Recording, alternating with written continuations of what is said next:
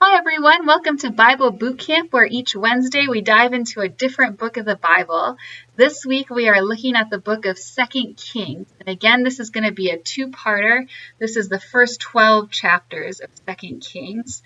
So 2 Kings picks right up where 1 Kings left off. There's no division between them. This used to be one big book, so that's why the story just kind of continues. Remember that in Jewish tradition, Joshua, Judges, Samuel, and Kings are part of this group of books called the Former Prophets. So a group of texts that gives prophetic interpretation of Israel's history. So while most of these events can be corroborated in other historical sources and in archaeology, these books are interpreting these events according to God's perspective. So instead of was this king successful, the question being asked is, was this king faithful? So the prophets play a major role in all of these books. The kings never have their power go unchecked by the voice of the prophets, speaking God's truth. So last time, at the end of 1 Kings, we had Israel being split into two kingdoms. So we had the unified kingdom of Israel. Now we have the kingdom of Israel in the north and the kingdom of Judah in the south. And Judah is the kingdom where God has promised that an ancestor of David will always be on the throne. So God has given that faithfulness to David's line. So right now we had, at the end of 1 Kings, we have King Ahab of Israel has just died. Ahab was a terrible, evil king married to Jezebel. And his son Ahaziah is now king in the north. In the south, we have King Jehoram on the throne, son of King Jehoshaphat. King Jehoshaphat was a faithful king, and now we have his son Jehoram. So I kind of tried to write that out so you can see. It's going to get confusing. So we're at Ahaziah in the north and Jehoram in the south. So King Ahaziah, once again, is an unfaithful king. So Ahaziah seeks healing from Baal, the false god of the Canaanites. So Elijah confronts him just like he confronted his dad Ahab. And just like with Ahab, God proves God's power through fire and proves that God is the one in charge. God is the one who brings healing. So in Luke 9, if we go to the New Testament, to the Gospels, there's actually a reference to this incident right at the start of 2 Kings. So James and John asked Jesus if they should call down fire on the Samaritans for refusing to believe. And Jesus says no. So that kind of suggests that the point of this kind of display of God's power, the point is not to satisfy our own anger against those who don't believe, that it's up to God to decide how to deal with those situations. It's not about us proving ourselves. It's up to God. So we shouldn't take that on ourselves to show our anger, our wrath, our pride.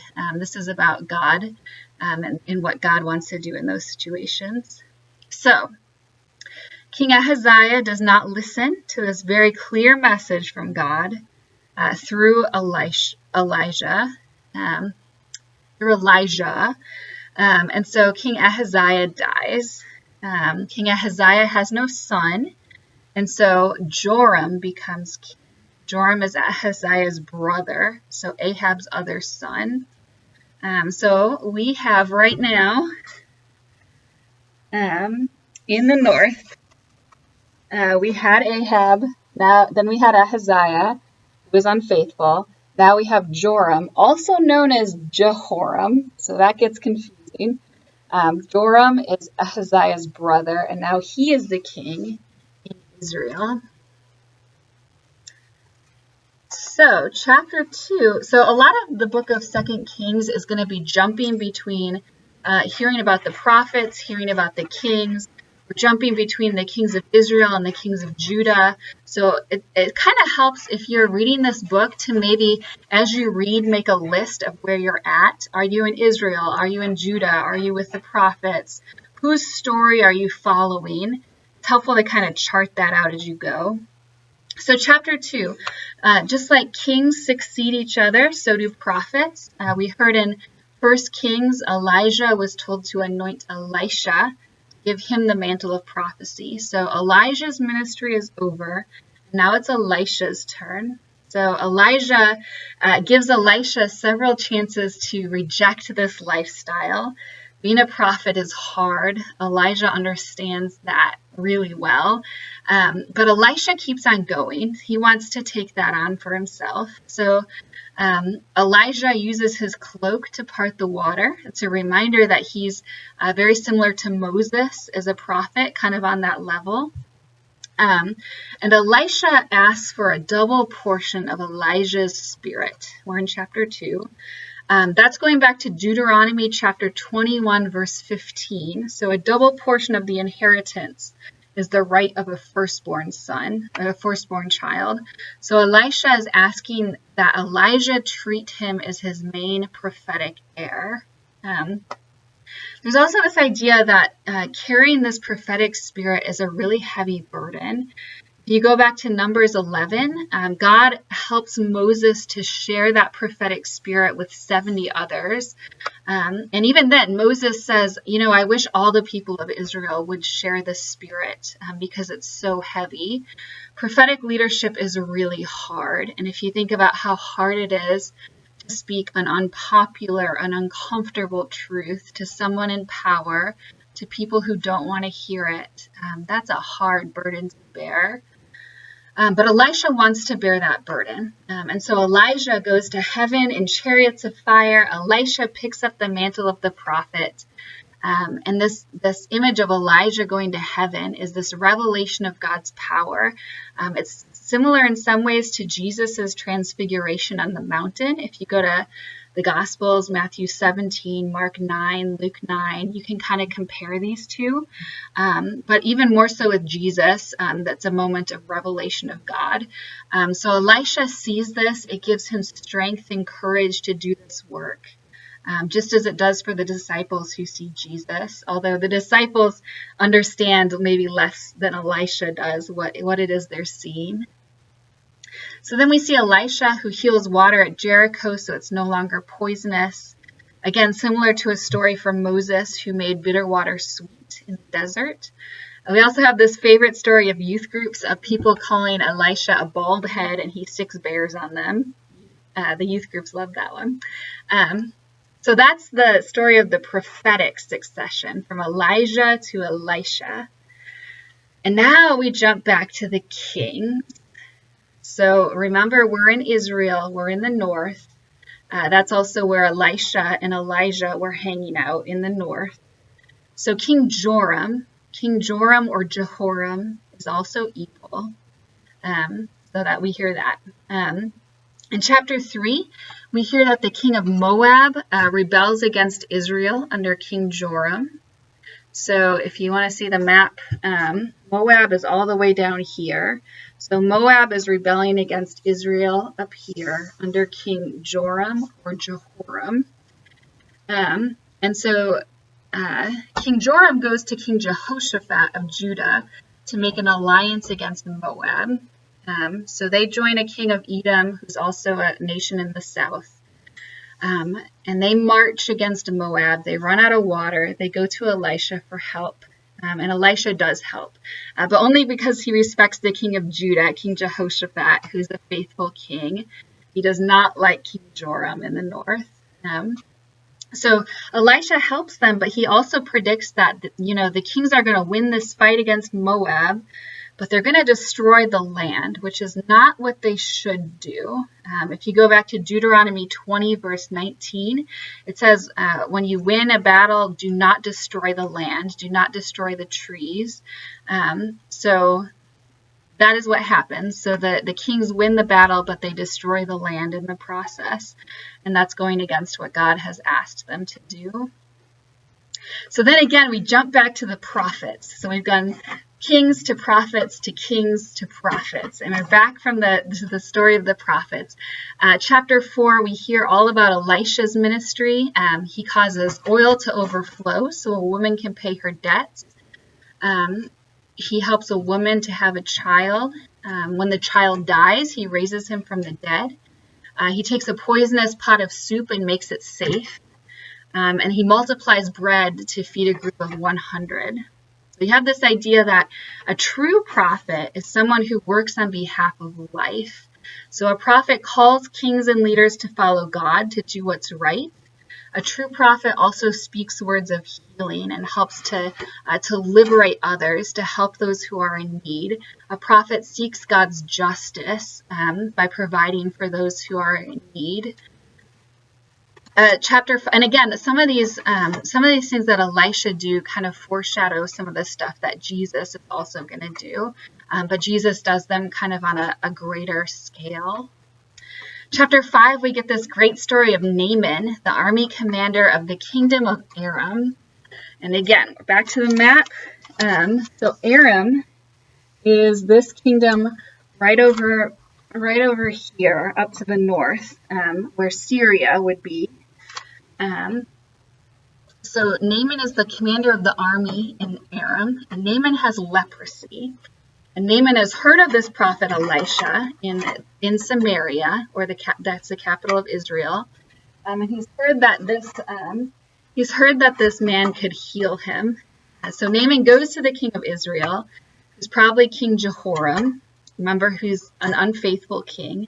And Jehoram doesn't believe that this kind of healing is possible. He thinks Aram's trying to start a war by asking for something that's impossible. So Jehoram's lack of faith means he thinks that this is a trick. So Elisha steps up. He comes into the picture. He heals Naaman. Naaman just has to bathe in the Jordan River. And so this leads Naaman to worship God, to become a faithful disciple of God in Israel. Then we get the story of Elisha's servant Gehazi, who tries to manipulate gifts out of Naaman. And Gehazi ends up, because he does this, he ends up getting Naaman's curse of leprosy. So Naaman, this is a really good example of how God does not just look for the good of the insiders. So Naaman is a foreigner, but Naaman in this story is the one who's faithful, and God blesses him and heals him. And the insider, Gehazi, gets no special treatment. He's unfaithful, he's manipulative, and so he earns the consequences of that. So there's this idea that that just because you're a member of the people of Israel doesn't get you special favor, but also this idea that God's salvation is for everyone who comes to God and is faithful. And for us, that's a good reminder, as Christians, as members of church, that does not get us special favor from God. It's about our relationship with God. Are we faithful? Do we maintain that relationship? We don't just get special favor by virtue of being church members. Excuse me, my dog is destroying an envelope. All right. To save the envelope from the dog. Okay, chapter 6 brings us more miracles from Elisha, from God through Elisha. The rescuing of a lost axe head, so very small things, but still important. God cares for the minutia of life, to the very large things, saving the kingdom of Israel from an attack by Aram. And that miracle is really cool. So instead of defeating the armies of Aram with violence, Elisha gets them to come to Israel's king in Samaria, gets the king to offer them hospitality, and then let them go. So there's no violence at all. And that's what leads to peace with Aram. There's this miracle of God's celestial armies, but also this miracle of hospitality for the enemy. And both of those miracles are what leads to peace with Aram. This gets a little confusing because we're still in chapter 6 and we have a jump forward in time. So we had peace with Aram. Now Israel is again at war with Aram. And this time Aram is attacking Samaria. And King Joram blames Elisha and blames God for this siege and all the bad stuff that's happening because of it. And so Elisha predicts that this siege is going to come to a miraculous end. And in chapter 7, that's what happens. Chapter 8, we're back in Aram. So this is interesting because so many of these narratives are not just about Israel and Judah, but they're also about the surrounding countries, because Israel has such strong relationships with these other kings. So chapter 8, we're back in the nation of Aram, and there's this guy named Hazael who kills the king of Aram and takes the throne. If you go back to 1 Kings chapter 19, verse 15, God had told Elijah that this was going to happen, that Elijah would anoint Hazael the king of Aram. And eventually, now this has come to pass. So it took a long time, but that's what happened. And this is going to end up, Hazael is not a good guy, so this is going to end up being not so good for Israel. Also in chapter 8, we hear that Joram, aka Jehoram, again is the king in Israel. There is also a king Jehoram who reigns in Judah. So it gets very, very confusing. So we had, remember in Israel we had Ahab's son Ahaziah, and then Ahaziah's brother Joram or Jehoram. In the south we had Jehoshaphat, and now we have Jehoshaphat's son Jehoram. And then also confusingly, Jehoram's son in Judah is also named Ahaziah. So we have a lot of the same names going on here. The reason for that is because the two royal families are related by marriage. So you can see why they'd share some of those names. So again, it's helpful to map these kings out or it gets kind of confusing. So we are in Judah in the south. We have King Jehoram in Judah, King Jehoram in Israel. King Jehoram in both places is not a good king. Neither of them are good. They're both evil. And then Jehoram in Judah dies, and his son Ahaziah becomes king of Judah. So at this point, Israel and Judah are friendly. They're working together against their enemies, but both of them have unfaithful kings, and that's not good. So because they have unfaithful kings, chapter 9 brings us the story of Jehu. And Elisha anoints Jehu as the new king of Israel because Jehoram has been unfaithful. So Jehoram in the north has been unfaithful. So there's this new anointing of Jehu as the new king of Israel. Even though Jehu's grandfather's name is Jehoshaphat, it's not the same Jehoshaphat who's the king of Judah. This Jehu is not royal, he's a commoner. He's an army commander. So again, a little bit confusing because of the shared names.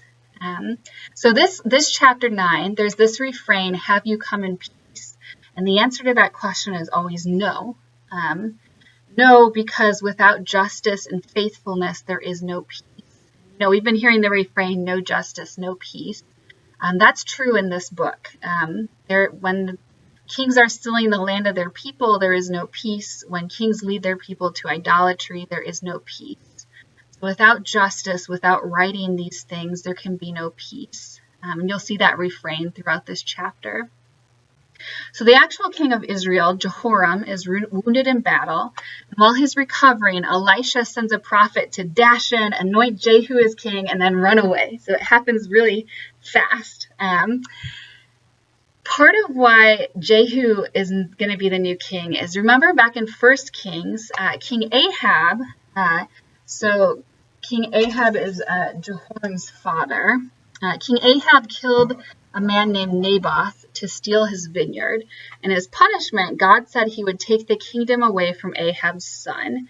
So this is where that prophecy gets fulfilled.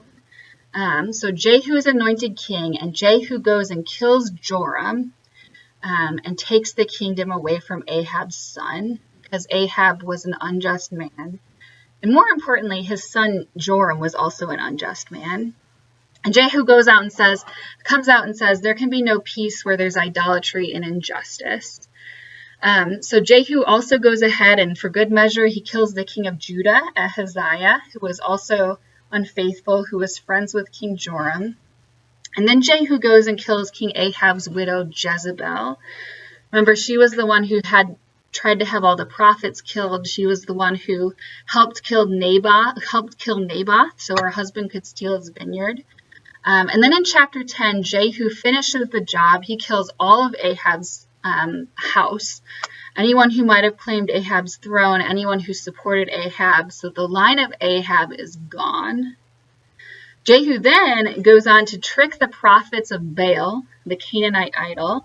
He calls them all together, and then he kills all of them too and tears down the temple of Baal. So this is a really, really brutal couple of chapters. Lots of killing.